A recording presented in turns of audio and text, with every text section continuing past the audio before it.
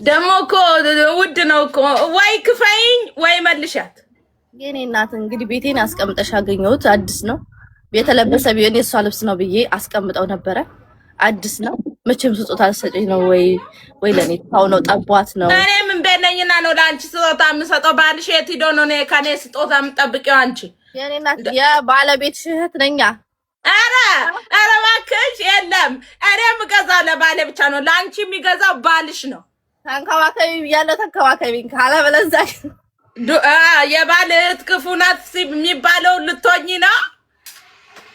የባል እህት እኮ ክፉ ናት አሉ። አቃጣሪ ናት አሉ እኮ። አቃጥለ ነው አሉ። ድፍት ብታረገው ልደፊ ነው። አይ ተይው አንቺስ። የባል እህት በጣም እንትን ናት አሉ። ኧረ ሄደ። ኧረ ተይ በማማ እንደው ስለ መድኃኒዓለም ፈጀችን እኮ። አዎ ጋይስ የባል እህት አቃጣይ ነው ደግሞ የለም።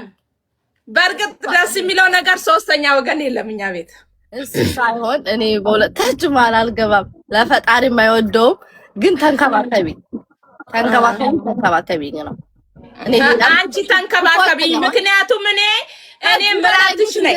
ከዚህ በላይ አልችልም። ከዚህ በላይ ምን ሆነሽልኝ እንዴ? ያዝኩ እኮ ሽሩሩ ብለን እኮ ያዝን። ኧረ የለም። እኔ ነኝ ያዝኩሽ። እኔ ከአሁን በኋላ ሲጀመር ሽሩሩ ማልልሽም። ከአሁን በኋላ ሲጀመር አንተዋወቅ። ገለልኩሽ እያለ ነው። አንተዋወቅ። ከማን ወገን ነው? እኔ ራሴ